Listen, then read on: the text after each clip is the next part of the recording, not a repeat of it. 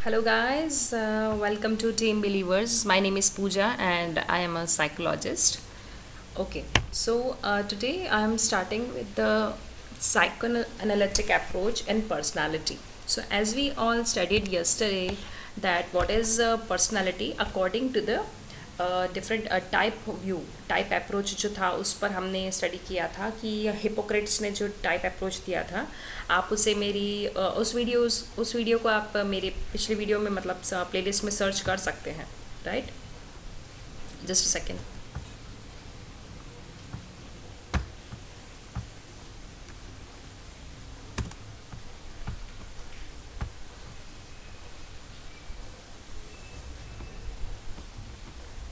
Okay तो यहाँ पर हम बात कर रहे हैं जो फ्राइड ने सिगमंड फ्राइड जो थे 1900s में इन्होंने जो पर्सनालिटी की साइको एनालिटिक अप्रोच दी थी psycho analytic and psycho dynamic approach की काफ़ी मिलती जुलती हैं एंड साइको डायनामिक अप्रोच जो है वो साइको एनालिसिस से ही निकला है okay and psycho analytic approach में जो पर्सनालिटी है उसे सिगमंड फ्राइड ने किस तरह से डिफाइन किया है और किस तरह से समझा है उसको हम फटाफट समझ लेते हैं बेसिकली इसमें ये कहा गया है इस मॉडल में कि जो हमारी पर्सनालिटी का स्ट्रक्चर है वो किस तरह से बना है तीन कैटेगरीज से मिलके बना है वो तीन कैटेगरीज है ego ID ego and super ego ये तीन चीज़ से मिलके तीन कैटेगरीज से मिलके हमारी पर्सनालिटी का स्ट्रक्चर बना है ओके अब इसमें जो है फ्राइड बोलते हैं कि हमारी पर्सनालिटी में ये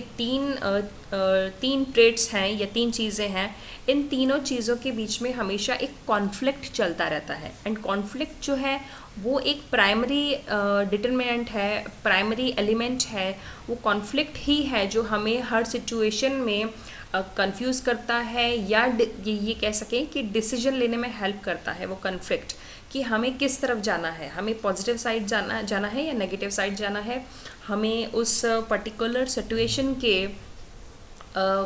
और जैसे फॉर एग्जांपल हम यहाँ पे देखते हैं कि जैसे एक सिचुएशन है कि एक बच्चे को चूज़ करना है कि उसे टीवी देखना है या उसे स्टडी करना है राइट तो हम उसे जब बचपन में उसके चाइल्डहुड में ये सिखा देते हैं कि स्टडी करनी है ज़्यादा टीवी नहीं देखनी है राइट तो उसके माइंड में इस वक्त जो टीवी है वो एक नेगेटिव पार्ट बन जाता है नेगेटिव चीज़ बन जाती है एंड जो स्टडी करना है वो एक पॉजिटिव चीज़ बन जाती है तो अब उसका माइंड यहाँ पे कॉन्फ्लिक्ट में रहता है कि टीवी देखूँ या स्टडी करूँ ठीक है क्योंकि उसे पसंद क्या है उसे टीवी देखना पसंद है एंड उसे स्टडी करनी है वो एक ज़रूरी चीज़ है वो एक नेसेसरी चीज़ है जो उसे करनी ही है जो कि उसके लिए अच्छी है राइट तो अब उसका माइंड यहाँ पे कॉन्फ्लिक्ट में रहता है कि मैं ये करूँ या ये करूँ ठीक है तो इस सिचुएशन में जो हम बोलते हैं कि टीवी देखने से उसे क्या मिलेगा प्लेजर मिलने वाला है मज़ा आने वाला है राइट तो टीवी देखना जो एक नेगेटिव पार्ट जिसको हम बोलते हैं वो उसके प्लेजर प्रिंसिपल पर उसको लेकर जाता है एंड उसका स्टडी करना उसको मॉरल प्रिंसिपल की तरफ लेके जाता है मॉरल एथिकल चीज़ जो कि उसे करना चाहिए राइट तो इस तरह से इसने जो फ्राइड ने है माइंड के तीन चीज़ें बताई हैं ID ego and super ego अब यहाँ पर थोड़ा सा पढ़ लेते हैं फिर मैं आपको इसकी और डिटेल्स करती हूँ 20th century views on personality have been heavily influenced by the psychodynamic approach of Sigmund Freud. Freud proposed a three-part personality structure consisting of the ID, concerned with the gratification of basic instincts. Basic instincts की मैंने बात की थी अभी एक instinct है बच्चे के अंदर जो कि जैसे instincts टीवी देखना है उसे है ना तो वो उसका एक instinct है उसे इच्छा है देखने की सेकेंड पार्ट है ego which mediates between the demands of the ID and the constraints of society the ego जो है वो मीडिएट करता है बैलेंस बना के रखता है किसके बीच में आईडी एंड सुपर ईगो के बीच में ओके तो ये क्या कर रहा है डिमांड्स कौन करता है आईडी हमेशा डिमांड करता है आईडी क्या है प्लेजर प्रिंसिपल पर बेस्ड है ओके तो आईडी हमेशा डिमांड करेगा कि हमें टीवी देखना है टीवी देखना है टीवी देखना है हमारा माइंड है वो हमें कंफ्यूज करता है हमें उस तरफ लेकर जाता है बार बार right so again the demands तो हैं आईडी की एंड कंस्ट्रेंट्स हैं सोसाइटी की, जो मैंने कहा कुछ एथिक्स होते हैं, कुछ मॉरल वैल्यूज़ होती हैं हमें सिखाई जाती है। हम बोलते हैं कि सारे दिन टीवी नहीं देखते, राइट, तो वो उनको हमने ये चीज़ मॉरली सिखा रखा है, राइट, बच्चों को, चिल्ड्रन को। तो इस तरह से तो ये पार्ट जो हम उसको सिखाते हैं, इस चीज़ को हम बोलते हैं सुपर ईगो। सुपर ईगो किसको बोल रहा है? Super ego through which parental and social values are internalised. उसके अंदर हमने इंटरनलाइज किए हुए, फीड किए हुए हैं जो है ना, जो सोशल वैल्यूज़ हैं उनको, तो वो सुपर ईगो में आता है। अब एक बच्चा, अभी तो वो बच्चा है, लेकिन जब वो बड़ा होगा तो उसको अपने डिसीजंस खुद लेने होंगे, राइट। तो जब एक इंडिविजुअल जब अपने डिसीजंस लेता है तो वो हमेशा इस चीज़ के कॉन्फ्लिक्ट में रहता है कि वो सुपर ईगो की सुने या आईडी की सुने। आईडी, अगेन आई सेड कि id is a pleasure principle and super ego is a reality principle, right. Reality, sorry, it's reality principle, कि उसे super ego is a moral principle, कि उसे लेकर जाता है मॉरल प्रिंसिपल की तरफ, कि आपको क्या करना चाहिए एंड क्या नहीं करना चाहिए, ये आपको माइंड सिखाता रहता है बार बार, राइट, कि क्या आपके लिए अच्छा है। बट आप अपने आप को रोक नहीं पाते हो, आपको अपने माइंड पे कंट्रोल करना होता है ना, क्योंकि आपका जो प्लेजर प्रिंसिपल है, आईडी है, वो आपको दूसरी तरफ लेकर जाता है। तो it is a conflict all the time in taking any decision according to Freud. Okay, तो ये 3 चीज़ें उन्होंने बताई है। His psychoanalytic method was designed to help patients resolve their conflicts by exploring and unconscious thoughts, motivation and conflicts through the use of free association and other techniques. ये techniques जो है ये मैं नेक्स्ट वीडियो में लेके आऊँगी आप लोगों के लिए, जब हम थेरेपीज़ करेंगे एंड टेक्निक्स करेंगे तब ये करेंगे इसका। और another distinctive feature of Freudian psychoanalysis is its emphasis on the importance of childhood experiences and personality formation।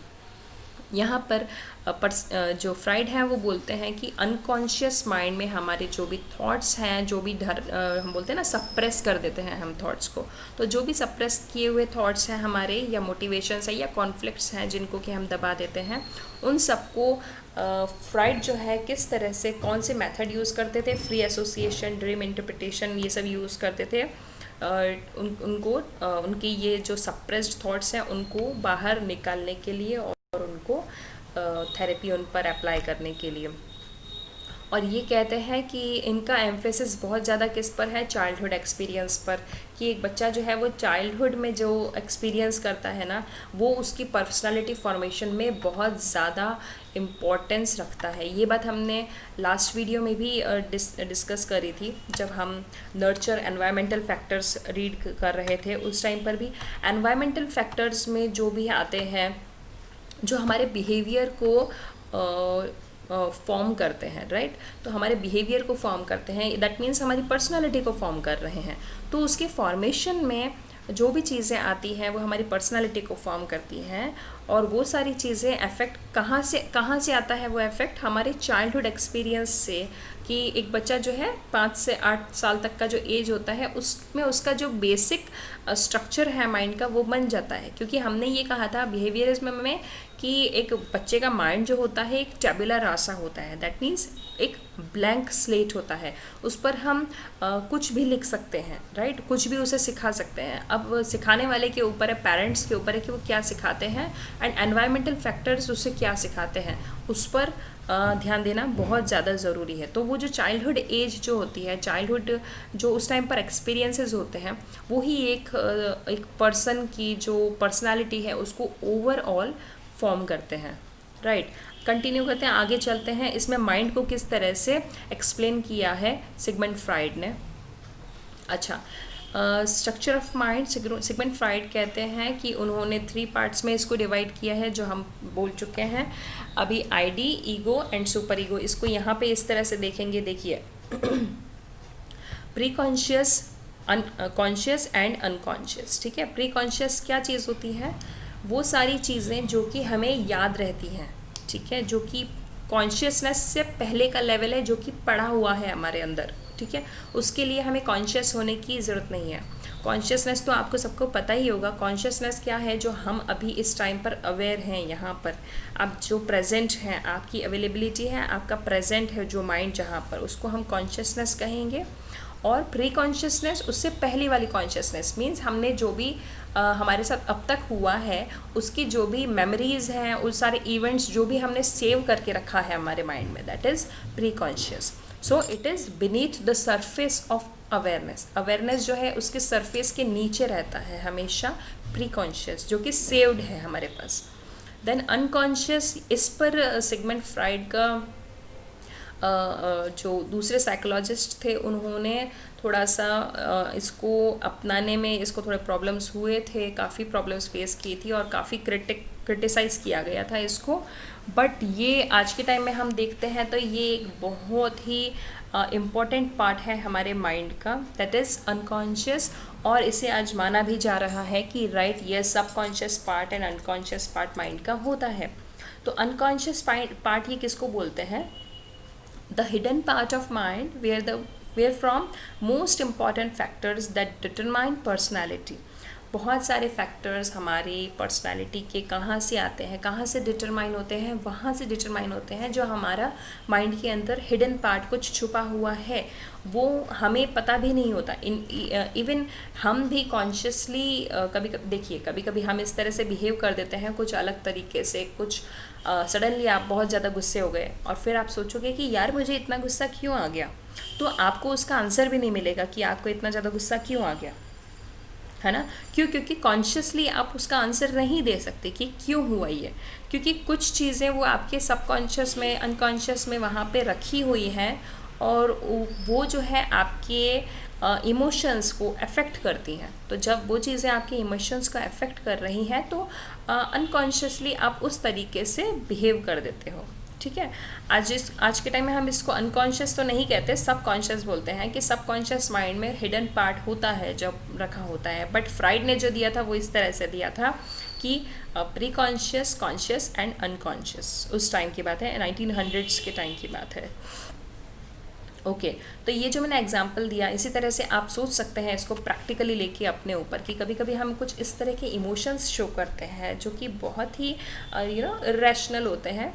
और जैसे कि गुस्सा आ गया, कभी कभी आपको सडनली मूड बहुत अच्छा हो जाता है और बहुत अच्छे से सबसे प्यार से बात करने लग जाते हैं, तो आप सोचते हैं कि क्यों ऐसा हो रहा है ना, कि क्यों, क्या हुआ सडनली कि मेरा मूड एकदम अच्छा हो गया. तो आप इसका आंसर जब ढूंढेंगे तो आपको नहीं मिलेगा. क्यों? क्योंकि वो कहीं ना कहीं अनकॉन्शियस पार्ट में है कि आपका मूड बहुत अच्छा है किसी भी रीज़न से, वो ढूंढने पर नहीं मिलता है हमको, राइट. तो इस तरह से फ्राइड ने माइंड के जो हैं 3 ये पार्ट बताए हैं, pre conscious, conscious and unconscious. तीनों ही अवेलेबल है हमारे माइंड के अंदर और तीनों का ही अपना अपना रोल है, अपना अपना काम है. ठीक है. देन अगेन आ जाते हैं इसके सिगमंड फ्राइड के मॉडल पे जो उन्होंने दिया था, ID, ego and super ego. इसको थोड़ा सा आप डिटेल में देख लेते हैं. आईडी, जैसा कि मैंने आपसे कहा था, id work principle, pleasure principle पर काम करता है, एंड ईगो रियलिटी प्रिंसिपल पर, and super ego moral principle पर. अब इस चीज़ को डिटेल में समझ लेते हैं कि ये क्या होता है. जैसे कि हमें पता है कि प्लेजर प्रिंसिपल क्या है. जैसे मैंने फर्स्ट आपको एग्जांपल दिया था कि एक बच्चा जो है टीवी देखना चाह रहा है, बट उसको स्टडी भी करनी है क्योंकि उसके ऊपर एक मॉरली एक प्रेशर है कि उसको सिखाया गया है इसी तरह से कि उसे स्टडी करनी भी चाहिए. तो वो क्या करता है कि अगर ये चीज़ों को हम बैलेंस कर लेते हैं कि हम उसे थोड़ी देर टीवी देखने दें एंड थोड़ी देर स्टडी कराएं और इस तरह से, तो काफ़ी अच्छा हो जाता है कि वो एक पर्सनालिटी जो है वो बैलेंस हो जाती है. तो वो जब बैलेंस हो जाती है तो वो बैलेंस कहाँ आ जाता है? ईगो पे, राइट. तो आईडी एंड सुपर ईगो को जब हम बैलेंस कर देते हैं तो वो आ जाता है ईगो पे, राइट, जो कि होता है रियलिटी प्रिंसिपल. अब हमें रियलिटी प्रिंसिपल जो हमारा बनाना है वो इस तरह से ही बनाना है कि वो आईडी एंड सुपर ईगो का बैलेंस्ड फॉर्म हो. ठीक है. और जैसे कि अगर बच्चा पूरे दिन टीवी ही देखता रहेगा अगर, तो वो किस पे चला गया? वो चला गया पूरा प्लेजर, उसको सिर्फ प्लेजर ही चाहिए. ठीक है. जैसे कि फ्राइड ने ये भी दी थी कि थैनाटोस, एरोस, और उन्होंने जो ये प्लेजर्स बताए थे, सेक्सुअल ड्राइव्स बताई थी जो बच्चों के अंदर होती है. बच्चों के अंदर नहीं, एवरी इंडिविजुअल के अंदर ये ड्राइव्स होती हैं कि हमारा जो माइंड है वो बना ही इस तरह से है कि उसे ऑल द टाइम प्लेजर ही चाहिए. ठीक है. वो प्लेजर प्रिंसिपल पर ही काम करता है. वो किसी भी तरह के प्लेजर हो सकते हैं, फन टाइम हो सकता है, पार्टीज़ हो सकती हैं, राइट, घूमने जाना हो सकता है, और किसी भी तरह के, ये सब प्लेजर प्रिंसिपल्स हैं, राइट। और ईगो क्या चीज़ है? जो रियलिटी प्रिंसिपल है, जहाँ हम उसको प्लेजर प्रिंसिपल को कंट्रोल करते हैं एंड मॉरल प्रिंसिपल को कंट्रोल करके ईगो पे लेके आते हैं। दैट मीन्स हम एक मॉरल को जो है बहुत हमारे माइंड के ऊपर, हमारे ऊपर ओवरलैप नहीं होने देते। अब सुपर ईगो क्या है पहले वो समझ ले तो आपको ज़्यादा अच्छे समझ में आएगा। सुपर ईगो जो हमने कहा मॉरल प्रिंसिपल है, वो हमें कुछ भी काम करने में गिल्ट पैदा करता है। ये ना गिल्ट, कि हम जैसे बहुत ज़्यादा टीवी देख रहे हैं तो हमारे अंदर गिल्ट आने लगता है, एक ख़राब सी फीलिंग आने लगती है कि क्या यार सारे दिन टीवी देख रहे हैं, है ना, कि कुछ अच्छा काम नहीं किया, सारे दिन टीवी देख रहे हैं बस बैठ के। तो ये क्या है? एक गिल्ट को प्रोड्यूस करता है, क्योंकि हमारे माइंड में हमें ये पता है कि बहुत ज़्यादा टीवी देखना गलत बात है, तो ये हमारे माइंड में ऑलरेडी सेट है, इसीलिए हमारे उस बिहेवियर को एक्सेप्ट नहीं किया जाता, है ना। तो वो सोसाइटल रूल्स आप कह सकते हैं उस अकॉर्डिंग, या मॉरल वैल्यूज़ के अकॉर्डिंग जो बहुत ज़्यादा टीवी देखना है उसको एक्सेप्ट नहीं कर सकते, तो वो हमारा बिहेवियर जो वो है एक्सेप्टेड नहीं है। तो इसीलिए हमारे अंदर जो है ये गिल्ट आने लगता है। जो चीज़ हमें पता है कि बहुत ज़्यादा ये चीज़ करना अच्छी बात नहीं है, तो वहाँ पे हमारा मॉरल प्रिंसिपल काम करना शुरू हो जाता है कि यार ये अच्छी बात नहीं है, ठीक है। तो हमारा माइंड हमको वहाँ भी स्टॉप करने का ट्राई करता है, ठीक है, हमें याद दिलाता है कि फिर उससे गिल्ट प्रोड्यूस होता है। अच्छा, जो गिल्ट प्रोड्यूस हो रहा है इस प्रोसेस को हम कंसाइंस बोलते हैं, कि हमारा जो कंसाइंस है ना, वो हमें रोकता है, हमारा कंसाइंस, हमारा मॉरल वैल्यूज़, ठीक है। तो pleasure principle and super ego जो है मॉरल प्रिंसिपल, दोनों में बैलेंस बनाना और लेकर आना रियलिटी प्रिंसिपल पर। रियलिटी प्रिंसिपल में हम क्या करेंगे, ठीक है, कि हम बैलेंस बनाएंगे, ठीक है। थोड़ी देर आप टीवी देख लो, थोड़ी देर आप स्टडी कर लो, थोड़ी देर आप खेल लो, एंड अगेन थोड़ी देर जो भी आपके स्टडीज़ में बाकी है या लर्निंग है या वो सब कर लो। इस तरह से जब हम चीज़ों में बैलेंस बना लेते हैं तो वो बैलेंसिंग जो हो जाती है वो पूरा हमारे माइंड जो हम बोलते हैं ना एक परफेक्ट वे में चलता है, जिसमें कि हमारे अंदर किसी तरह का माइंड में डिसोनेंस नहीं आता, किसी तरह का गिल्ट प्रोड्यूस नहीं होता, राइट। तो ये है सिगमंड फ्राइड का मॉडल, इन्होंने दिया था 3 parts, ID, ego and super ego. इसे हम थोड़ा सा मैं आपको यहाँ पे समझा देती हूँ। आईडी कहाँ से आया है? ID came from Latin word, it means it, okay. ID जो है हमारी pleasure principal, that is it. अभी ये primitive part of infant, ID जो होता है वो सबसे ज़्यादा किस में होता है? एक बच्चे में होता है। किस में होता है? एक इन्फेंट में होता है, ठीक है। क्यों? क्योंकि जब हम बड़े हो जाते हैं तो हम सोसाइटल रूल्स को समझ जाते हैं, मॉरल वैल्यूज़ को समझ जाते हैं, बट एक जो बच्चा होता है वो हम कहते हैं ना बहुत ज़िद्दी होता है, बच्चे को समझाना थोड़ा मुश्किल होता है। क्यों? क्योंकि उसे ऑल द टाइम उसे क्या चाहिए? उसे ऑल द टाइम खेलना ही चाहिए, ऑल द टाइम टीवी ही चाहिए, राइट। तो वो जो खेलना है बच्चे को ऑल द टाइम चाहिए, क्यों? क्योंकि उस खेलने से उसको प्लेजर मिलता है। इसीलिए ये पूरा एक बच्चा जो होता है, एक इन्फेंट जो होता है, वो पूरा प्लेजर प्रिंसिपल पर ही काम करता है। अभी आईडी जो है वो एक अनकॉन्शियस पार्ट है, हमने पढ़ा था, फ्राइड ने 3 पार्ट्स बताए थे माइंड के, राइट। अनकॉन्शियस, कॉन्शियस एंड एक और कौन सा बताया था, रुकिए, हाँ जी, pre conscious, conscious and unconscious, 3 parts बताए हैं ना। तो ये बोल रहा है कि बच्चे का माइंड जो होता है ना पूरा अनकॉन्शियस पे बेस्ड होता है,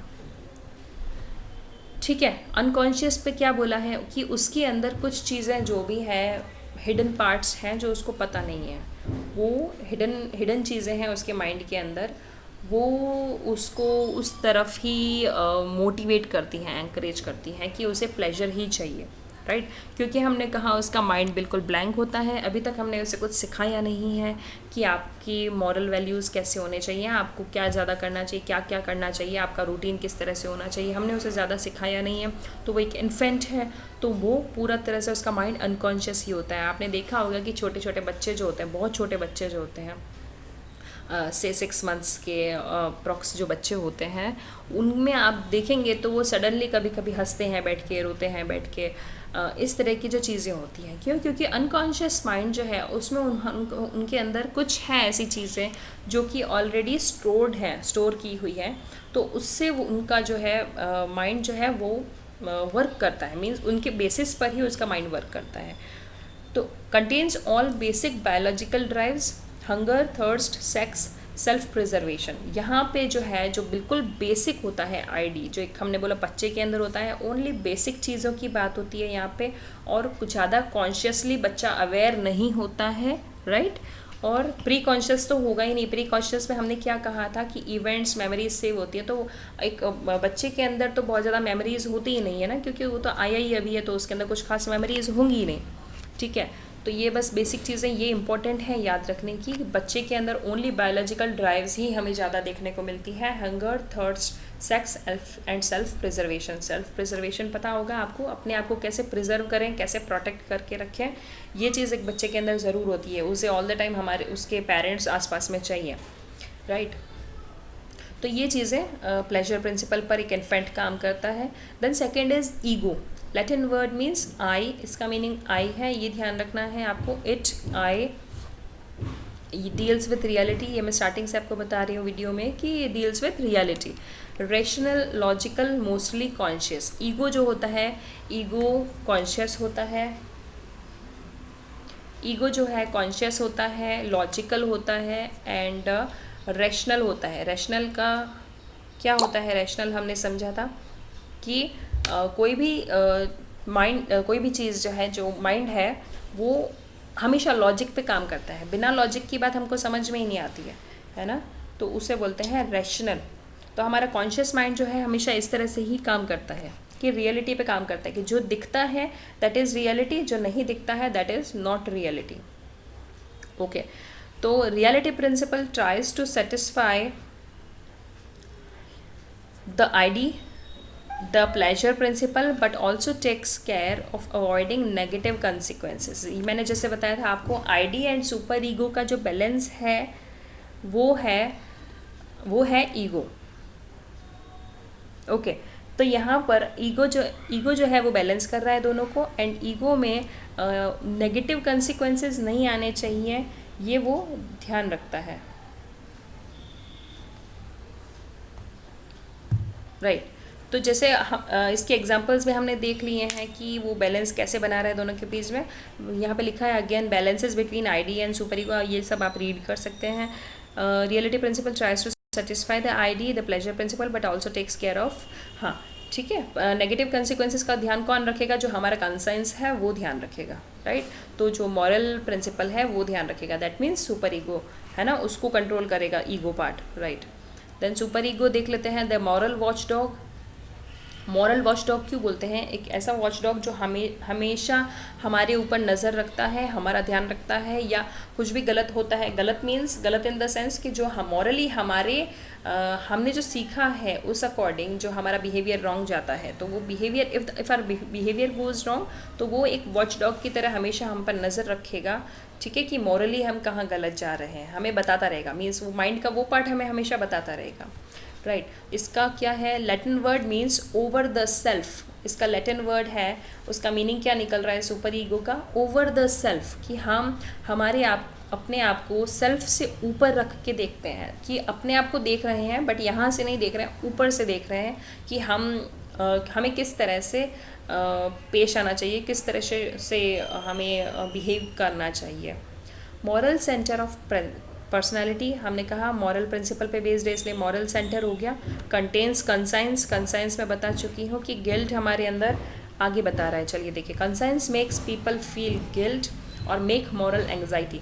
अभी जब कंसाइंस आपके अंदर है तो ये हमेशा एक कॉन्शियस माइंड में ही होगा, राइट। ये बात आपको ध्यान रखनी है कि अनकॉन्शियस माइंड में कभी भी गिल्ट आ ही नहीं सकता। अनकॉन्शियस माइंड है, उसको कुछ पता ही नहीं चल रहा, वो सिर्फ प्लेजर प्रिंसिपल पर ही चलता है। बट जो कॉन्शियस माइंड है, राइट, उसको सब पता चल रहा है कि मैं क्या कर रहा हूँ, तो उसके अंदर एक कंसाइंस आएगा, एक गिल्ट आएगा। कोई भी काम करने पे आप कुछ गलत कर रहे हो तो आपके अंदर तुरंत गिल्ट आएगा, आपको ख़राब फीलिंग आएगी कि नहीं, मुझे ये नहीं करना चाहिए, राइट। आप ही नहीं, कोई भी अगर चोरी भी कर रहा है कोई, तो भी उसके अंदर एक गिल्ट आता ही है। बट गिल्ट को वो किस तरह से सप्रेस कर देते हैं, ठीक है, गिल्ट को, इस चीज़ को समझने के लिए बहुत अच्छा जो वाइगोत्स्की का जो उन्होंने एक्सपेरिमेंट किया था वो मैं लेकर आऊँगी आप लोगों के लिए।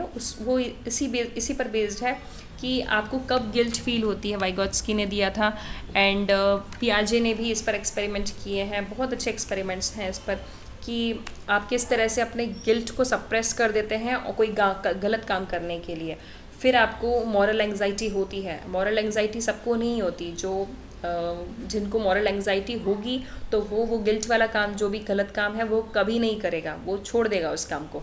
बट जैसे गिल्ट होता ही नहीं तो वो अगेन कंटिन्यू करता है वो काम के लिए, right. When child starts to learn rules expectations of society, हमने कहा था कि प्लेजर प्रिंसिपल पे बच्चा काम करता है, इन्फेंट वो आईडी में आया था, एंड सुपर ईगो कब स्टार्ट होता है, जब बच्चे को हम सिखाना स्टार्ट करते हैं कि सोसाइटी की क्या क्या एक्सपेक्टेशंस हैं आपसे, ठीक है। And sense of right and wrong सिखाते हैं हम उसे कि what is right what is wrong, okay. तो ये जब हम उसके अंदर राइट एंड रॉन्ग वाली चीज़ बोलते हैं ना, वो आज के टाइम में हम बोलते हैं कि कुछ भी गलत कुछ भी सही नहीं होता है, बट एक बच्चे के माइंड में हम ये चीज़ ज़रूर सिखा देते हैं कि ये गलत है ये सही है, this is right this is wrong, so that they can differentiate between the right and wrong things and they can evaluate themselves on the basis of conscience, right and wrong, moral ethics, right. चलिए thank you very much, यहाँ तक complete हो गया है। इसे फिर से एक बार देख लें आप कि साइकोएनालिटिक अप्रोच हमने पढ़ी है जो सिगमंड फ्राइड ने दिया है 1900s में। उन्होंने कहा है माइंड के 3 पार्ट्स होते हैं एंड 3 पार्ट्स में उन्होंने बताए हैं ID, ego and super ego, okay. And in तीनों ये तीनों जो पार्ट्स हैं माइंड के, ये तीनों ऑलवेज कॉन्फ्लिक्ट में रहते हैं। जैसे हमने कहा always try to control the another part, जैसे कि हमारा प्लेजर प्रिंसिपल वाला जो आईडी पार्ट है वो ट्राई टू कंट्रोल करेगा हमारे ईगो वाले पार्ट को। क्यों? क्योंकि उसे नहीं चाहिए कि मॉरल प्रिंसिपल ज़्यादा मॉरलिटी मत सिखाओ, है ना, हमें जो है ज़्यादा मॉरलिटी मत सिखाओ, हमें प्लेजर चाहिए इस टाइम पर, ओके। देन अगेन हमने ये पढ़ा था conscious, unconscious and pre conscious, ठीक है। चलिए ये आज के लिए इतना ही। मैं आप लोगों के लिए बहुत छोटे छोटे से वीडियोस ला रही हूँ ताकि एक एक अप्रोच को, एक एक मॉडल को समझने में बहुत आसानी रहे और एक साथ ज़्यादा बर्डन ना हो जाए माइंड में। तो आपको अगर ये वीडियोस अच्छी लग रही हैं तो प्लीज़ सब्सक्राइब करें मेरे चैनल को एंड लाइक करें एंड प्लीज़ हो सके तो शेयर करें अपने फ्रेंड्स से। Thank you so much, take care, have a good day.